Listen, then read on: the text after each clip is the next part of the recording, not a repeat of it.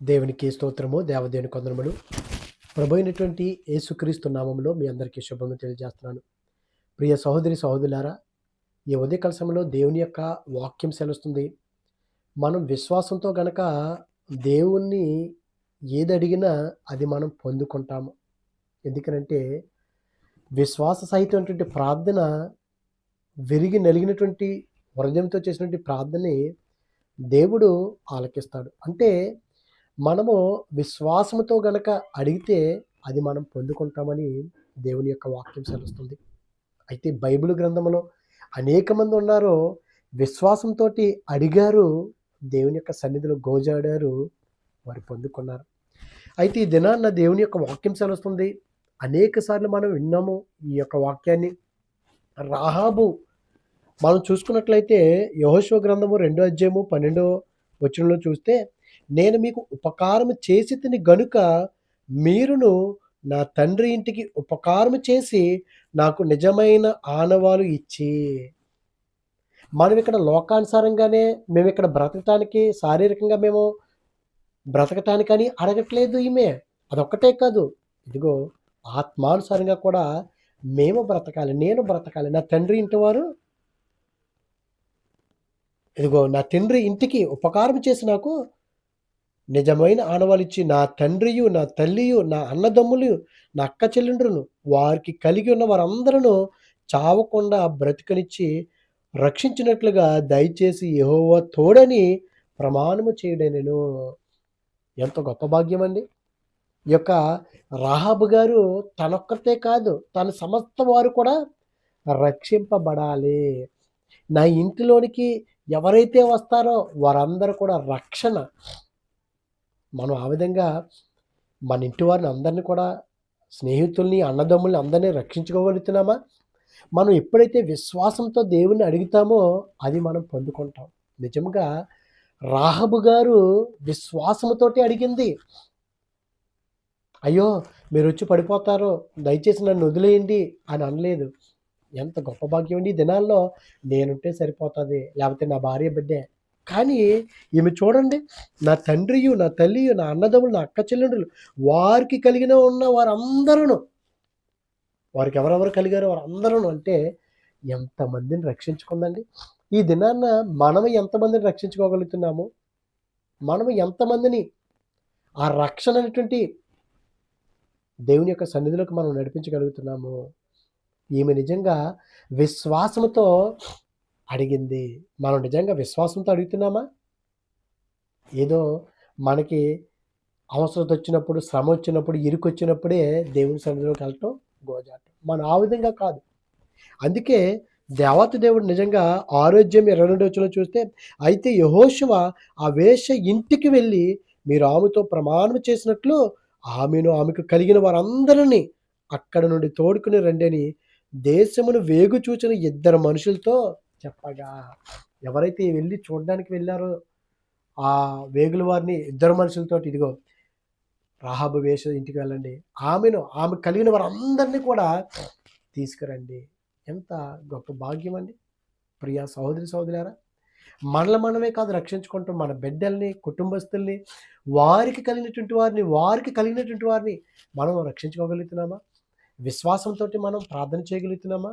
దేవుని యొక్క వాక్యం చేస్తుంది. యాకోబు పత్రికలో దేవుడు ఉన్నాడని, యాకోబు రాసినటువంటి పత్రికలో 2వ అధ్యాయంలో చూస్తే, 2వ అధ్యాయము 19వ వచనంలో, అలాగు నమ్ముట మంచిదే, దెయ్యములు నమ్మి వణుకుచున్నవి వ్యర్థుడ, క్రియలు లేని విశ్వాసము నిష్ఫలమైనదని తెలుసుకొనగోరుచున్నావా? క్రియలు ఎప్పుడు? ఆ బలమైనటువంటి నమ్మకం గనక మనం దేవుడి మీద ఉంచినట్లయితే, ప్రభువా ఇదిగో నేను విశ్వాసంతో అడుగుతున్నాను, నేను పొందుకొని ఉన్నాను, నా కుటుంబాన్ని, నా బిడ్డల్ని, వారు కలిగినటువంటి వారందరినీ కూడా, మనం ఎప్పుడైతే దేవుని యందు మనము విశ్వాసంతో అడుగుతామో అది మనం పొందుకునే వారిగా ఉంటాము.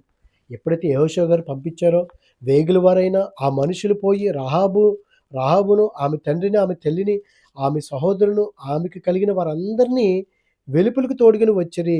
ఆమె ఇంటి వారందరినీ వెలుపలికి తోడుకుని ఇశ్రాయేలు పాలెములు వెలుపట వారిని నివసింపచేసిరి. అందుకే రాహాబు గారు కూడా ఇశ్రాయేల్ వాడిని, యూదుణ్ణి వివాహం చేసుకుందండి ఆవిడ. అంటే ఎంత విశ్వాసం ఉంది. ఈ దినాన మనం విశ్వాసంతో ప్రార్థన చేయగలుగుతున్నామా? కన్నీటితోటి ఉపవాసం ఉండి మనం ప్రార్థన చేయగలుగుతున్నామా? ఈ యొక్క ఉదయకాల సమయంలో దేవుని యొక్క వాక్యం సెలవుస్తుంది, ఇదిగో విశ్వాస సహితంతో ప్రార్థన చేస్తే ఆ రోగిని స్వస్థపరుస్తుంది అన్నారు. విశ్వాసం కలిగి ఉండాలి మనం. ప్రభువా, ఇదిగో నువ్వు ఈ కార్యం నువ్వు చేయబోతున్నావు. 38 సంవత్సరాల నుంచి ఆ కోనేటి దగ్గర ఉన్నటువంటి వ్యక్తి నీ పరుపు నువ్వు తీసుకెళ్ళిపో అంటే, అయ్యో అసలు ఇక్కడి నుంచి అక్కడికి వెళ్ళటానికి నాకు ఇది లేదయ్యా అన్నాడా? లేదండి. విశ్వాసం, నేను పొందుకుంటాను, నేను స్వస్థపరచబడతాను, నా జీవితం మారుతుంది, నా బ్రతుకు మారుతుంది, నా భర్త మారుతాడు, నా భార్య మారుతుంది, నా బిడ్డలు మారుతారు, నా ఆరోగ్యం కుదిరి పడుతుంది, ఇదిగో నా పరిస్థితులన్నీ కూడా దేవుడు చక్కబెడతాడని విశ్వాసం నువ్వు దేవుని కొరకు ఆ నిరీక్షణ కలిగి ఉన్నట్లయితే దేవుడు పరిస్థితిని మారుస్తాడని. కానీ మనం ప్రార్థన చేస్తాం, అవసరం తీరిపోయింది, మరలా మన బ్రతుకులు మనమే. కుక్క తన తోక ఎలాగైతే కుక్క తోక వంకరలాగా మరలా వచ్చేస్తాం, మరలా దేవుని సన్నిధిలోకి మనం ఆ విధంగా ఉండకూడదండి. ఒక్కసారి మనం యేసు వైపు చూస్తున్నప్పుడు ఫోకస్ ఆన్ జీసస్, విశ్వాసానికి కర్త అయినటువంటి యేసుక్రీస్తు వైపు మనం ముందుకు చూస్తూ కొనసాగి వెళ్ళిపోవాలి తప్ప మరలా మనం ఎక్కడ కూడా వెనకడుగు వేయకుండా మనం ఉండాలని దేవుని యొక్క వాక్యం చేస్తుంది. ఈ సమయంలో నిజంగా విశ్వాసంతో నువ్వు ప్రార్థన చేయగలుగుతున్నావా? అది పొందుకున్నామో అని నువ్వు ఆ గ్రహింపు నీలో ఉన్నట్లయితే దేవుడు గొప్పకాలు చేస్తాడు. ఇదిగో రాహాబు ఆమె మొత్తం వాళ్ళందరినీ కూడా ఇశ్రాయేలు పాలు వెలుపుట వారు నివసింపచేసారు. అప్పుడు వారు ఆ పట్టణం దానిలోని సమస్తం అగ్ని చేత కాల్చివేసిరి. వెండిని, బంగారం, ఇత్తడి పాత్రలు, ఇనుప పాత్రలు మాత్రమే యెహోవా మందిర ధనాగారంలో ఉంచిరి. రాహాబును వేశ్య యెరికోను వేగుచూచుటకు యెహోషువ పంపిన దూతలను దాచిపెట్టి ఉండిన గనుక అతడు ఆమెను, ఆమె తండ్రి ఇంటి వారిని, ఆమె కలిగిన వారందరినీ బ్రతికినిచ్చాను. ఆమె నేటి వరకు ఇశ్రాయేలు మధ్య నివసించుచున్నది. ఎంత గొప్ప భాగ్యం! దేవుడి గురించి విన్నదండి, నమ్మింది. మరి మనము వింటున్నాము, కానీ మనం విశ్వాసం ఉంచట్లేదు. వినుట వలన విశ్వాసం కలిగిన దేవుని యొక్క వాక్యం చేస్తుంది కదా. ఎన్నిసార్లు మనం వింటున్నాం, చూస్తున్నాం, దేవుని యొక్క కార్యాలు మనం పొందుకున్నాం, అయినా సరే మనలో నిలకడైనటువంటి విశ్వాసం ఉండట్లేదు. అందుకే ప్రభువారు అంటున్నారు, అల్ప విశ్వాసులారా ఎంతకాలం నేను మీతోటి వేగదను. ఈ సమయంలో ప్రియ సోదరి సోదరులారా, విశ్వాసంతో కనుక మనం ప్రార్థన చేసినట్లయితే అది నువ్వు పొందుకుంటావని నువ్వు గ్రహించుకున్నట్లయితే, ఈ సమయంలో నువ్వు నిజంగా కనుక అడిగినట్లయితే, ప్రభువా నా బ్రతుకుని మార్చు, నా ఆత్మీయ జీవితాన్ని మార్చు, నీకు దగ్గరగానే జీవించాలి, ఇంతవరకు నేను లోకంలో జీవిస్తున్నాను, పాపంలో పడి ఉన్నాను, నేను ఒకటి చెప్తున్నాను కానీ మరొకటి చేస్తున్నాను అని నువ్వు నిజంగా కనుక విశ్వాసంతో అడిగితే, ఇదిగో ప్రభు నీ చిత్తం ఏమైందో నా జీవితం పట్ల అని అడిగితే దేవుడు మన పరిస్థితిని మారుస్తాడండి. ఎంత వేశ్యని, రాహాబ్ అనేటువంటి వేశ్య, నిజంగా ఆ పేరుకి వేశ్య కానీ ఆమెలో ఇటువంటి వేశ్య గుణాలు లేవు కనుకే ఆ వేగుల వారు అక్కడికి వెళ్ళారు. ఆమె కుటుంబం అంతటిని కూడా రక్షించుకుంది, దేవుని యొక్క రక్షణలోకి నడిపించింది. ఆమె గృహంలోనికి వచ్చినటువంటి వారికి రక్షణ వచ్చిందంటే ఎంత భాగ్యం అండి. ఈ దినాన మన గృహంలోకి వస్తుంటే రక్షణ వస్తుందా? విశ్వాసంతో మనం అడుగుతున్నామా? ఆమె అడిగింది, రక్షించుకుంది. ఈ సమయంలో కూడా మనం కూడా విశ్వాసంతో కనుక దేవుని అడిగినట్లయితే అవి పొందుకుంటాము. అటువంటి కృప దేవుడు మనందరికీ అనుగ్రహించును గాక. ఆమేన్. పరిశుద్ధుడా, ప్రేమగల తండ్రి, మహిమగల దేవునికి స్తోత్రాలు ప్రభా. ఇదిగో తండ్రి, రాహాబు గారు ప్రభా విశ్వాసంతో అడిగింది ప్రభా, అది పొందుకుందయ్యా. నన్ను, ఇదిగో నా తల్లిని, నా తండ్రిని, అన్నదమ్ముల్ని, వారు కలిగినటువంటి వారు అందరినీ కూడా అన్నప్పుడు రక్షించుకుందయ్యా. విశ్వాసంతో అడిగింది, ఇదిగో ఆనవాలుగా నాకు ఏదైనా మీరు ఇవ్వండి, మీరు ప్రమాణం చేయండి యెహోవా నామమున. ఎంత గొప్ప భాగ్యం అయ్యా.